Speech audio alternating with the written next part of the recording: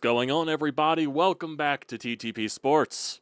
And the Flyers fall in overtime to the Edmonton Oilers by a score of 2-1. 2-1. You get a point against a good Edmonton team. I guess you could say you could take that and run away with it. Because, let's just be real here, the Flyers definitely were outplayed in a large chunk of this game by the Oilers. They definitely were running all over them, basically from the second half of the first period on throughout most of the second period. The Flyers had some jump in the third period. It was a good back-and-forth battle there. And you go to overtime. Costly mistake by Cam York. Turns the puck over in the neutral zone, and it forces a 2-on-0. And sadly, Dan Vladar, who was spectacular the entire night, he just isn't going to stop everything. That just isn't going to be the case. Not going to be the case with Dan Vladar, sadly. And he definitely deserved to get a full 2 points in tonight's game because of the way he played. He was definitely spectacular once again and continues to be one of the biggest surprises probably for this Flyers team with how good Dan Vladar has played. But the one thing that I'm going to majorly gripe on with this entire game is the Flyers could have had 2 points. They really could have had 2 points without going to overtime. And you want to know why they could have had 2 points without going to overtime? Because with like 20-something seconds left, Travis Konecny deflects home a shot from the point from Travis Sanheim to, at that time, put the Flyers up 2-1. With 26 seconds left in the third period, you would have won the hockey game. But Edmonton instantly challenges the play for offside, and then once you see the replay on the Jumbotron, you see that automatically Owen Tippett went offside. You see the entire blue line as Travis Konecny is entering through the middle of the ice. Here is Owen Tippett on the far side by the boards, and right before Travis Konecny enters the zone, crosses that blue line, Owen Tippett just speeds through the blue line. He's trying to wait, but no, he just prematurely went over the blue line, and you can clearly tell that he was offside. Goal got reversed. You go to overtime, and then the turnover by Cam York happens, which causes the Edmonton Oilers to win the game in the overtime for them to get the extra point. My God, Owen Tippett just gives me so many reasons to hate him. So many reasons to not like him. This man is probably one of the dumbest players I've ever seen in my goddamn life. Is that too harsh? Probably yes and no. It's the matter of the fact that Tippett, in my personal opinion, is such a major waste of talent. Because he has the body frame, he has the speed, he has the skill, he has the power, he has the shot. He has so many intangibles in his game that probably any NHL player would dream to have. But the one thing Owen Tippett just lacks is just a lot of the times he's just brain dead out there. He makes boneheaded decisions. He doesn't think the game smart. And that's a clear indication right there on that offsides play. He just prematurely enters the zone. Couldn't even wait for Konecny to get in there. Hold yourself on the blue line or just extend your back leg to where you can keep yourself on sides before Konecny enters the zone. No, he just gets in there. Gets in there right before the puck even comes close to crossing the blue line. And it's just a complete lack of awareness there from Owen Tippett. And from the matter of the fact that this dude goes on a hot streak in the first 5 games of the season and has basically been irrelevant ever since. And he continues to get top 6 ice time. He doesn't score. This dude can't score. He cannot score.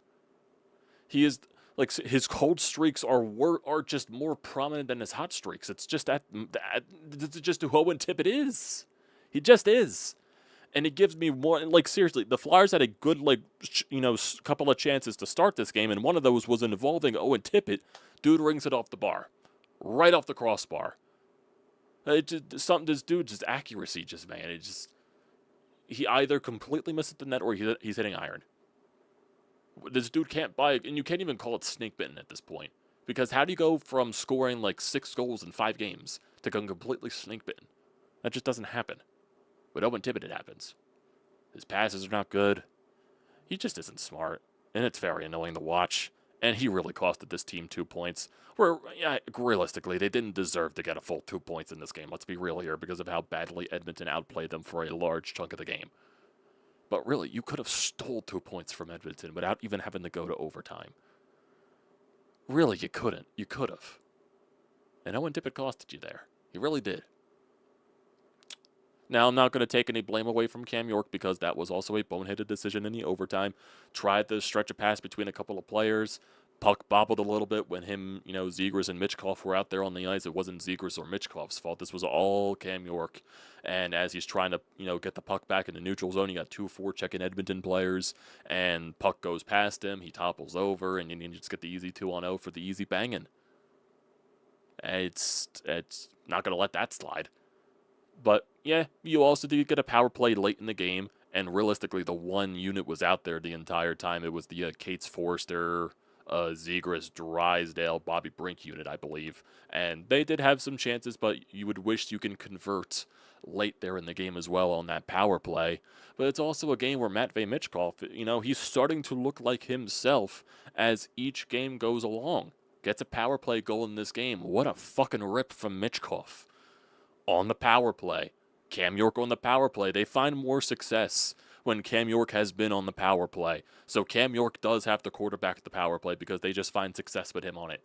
He just continues to find a way to get success, generate points off the power play. It's a really good thing there. And Michkov, just simple back and forth between him and Cam York on the top left side. And then Michkov just rips it by Stuart Skinner to tie the game up at 1. In Edmonton, they scored their first goal of the game. Connor McDavid being Connor McDavid. He comes in on the left side in the first period. Comes on the left side, tries to go short side off Vladar. Puck goes around the net, around the boards. And, of course, McDavid's the one that gets to it because he's fucking Connor McDavid. And then he just finds Evan Bouchard, who just wires it past Vladar, where Vladar wasn't fully set there because of how fast the play just occurred. Because he has to set up on the on his post for the short side attempt, which he does stop, but then the puck just goes completely to the other side, and maybe he's expecting McDavid to do something there, and then as he's trying to get over, the puck goes to Bouchard, and then just rips it past him. He wasn't able to even get set on that goal. So, and that was really the only thing there from Vladar was really good. And he got ran at a few times in this game, too. He got ran at a few times. I think he got ran at in the first. No, it was actually both times. I believe it was in the One of them was within the first period where he forced, a face-off, and one of the Edmonton players was trying to poke the puck, and then he just went flying with it. So, and it looked like he came up a little sore with his hand, with his blocker hand, but he stayed in the rest of the game, obviously, and he looked spectacular.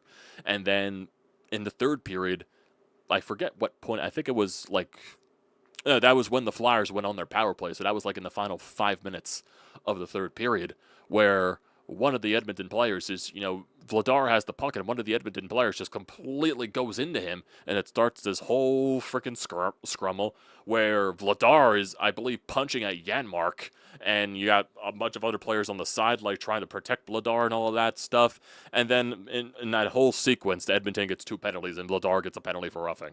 And in that moment, Vladar's, talking to Janmark, pointing at the scoreboard, I think? So I have no idea what that was for, but still, I think Vladar in that moment was just fucking pissed off because that was the second time in that game that he got ran over. So, which, honestly, frustration does boil over in that point. But, yeah, just very annoying. Just very annoying because you could have won that game. And with the way Dan Vladar played, you should have won that game. Because, Owen Tippett, you don't go off sides there, my guy. You don't go off sides. But Owen Tippett goes off sides. He just does. And also, I would like to also point out that with how badly Edmonton was outplaying the Flyers for a large portion of this game, there was a large portion of the game where the Flyers only had 5 shots on net once again. So another prominent point of boring Rick Tocchet Flyers hockey. Thank God for Matvei Michkov on the power play to tie the game up. Yeah, they did get some life as the game went along throughout the second period into the third period. But it's just there's so many long stretches where the game is just like a snooze fest. From the Flyers' perspective, there were so many moments where Edmonton is just hanging in the Flyers' zone. Just literally, it felt like a power play each time that Edmonton was in the zone for a long period. Long chunks. They were just running around, crisp passing and all that stuff. It's just, this is Rick Tocchet hockey. It is the most boring shit of my life. Most boring. And I'm just You really signed up for this. You really signed up for this. And I also think in the back of my mind, Rick Tockett's only reason that he has a fucking President's Trophy in this league is because of Quinn Hughes.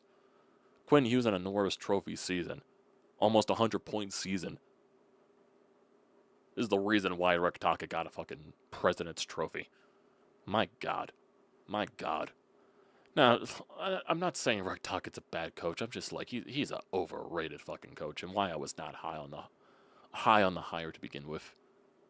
Not saying he's bad. Not saying, I just say he's nothing special. He's just another average coach that gets fired, hired, and all that stuff. Retread type of coach. That's what he is. Not saying that people don't find success under his system. Clearly, it's benefiting guys like Cam York, Jamie Drysdale, all that stuff, and Trevor Zegras too.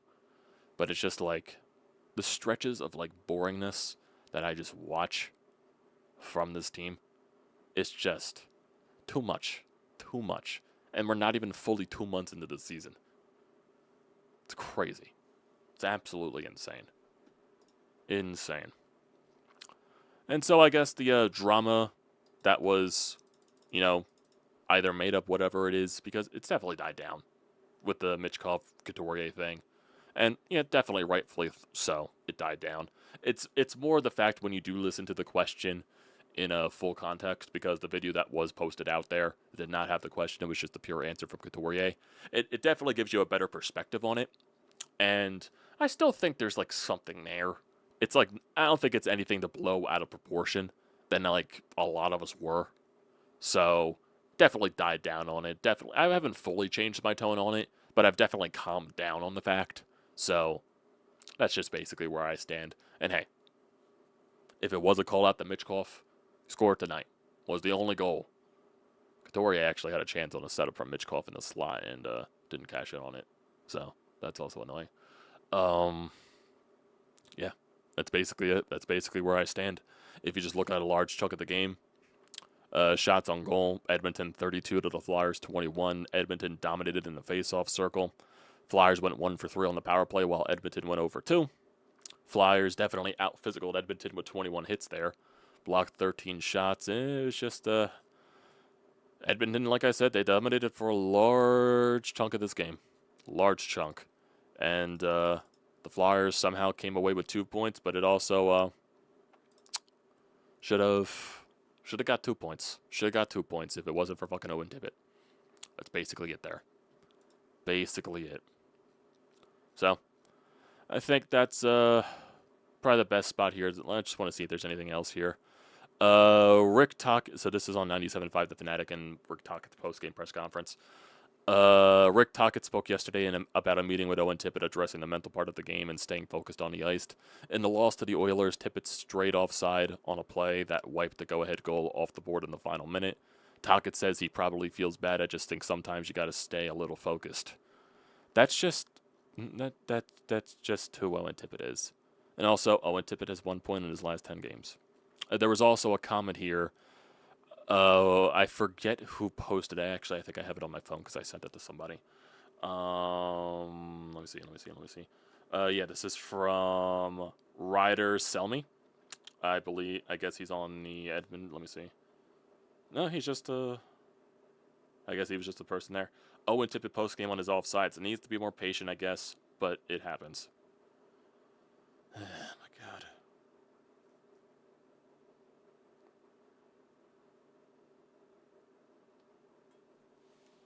I guess, he says. The Flyers are definitely going to have to try to consider trades at some point to improve the team. They definitely are. And especially with a lot of the winger, because you are like really winger heavy when you look at a lot of the prospects in the system. It's very winger heavy, and they're very winger heavy with this team currently. They're going to have to make some sacrifices with the roster, especially if you do eventually want to call up guys like for next year, like an Alex Bump, like a Porter Martone and all that stuff, because what if the case of Porter Martone does come to the Flyers after his college season?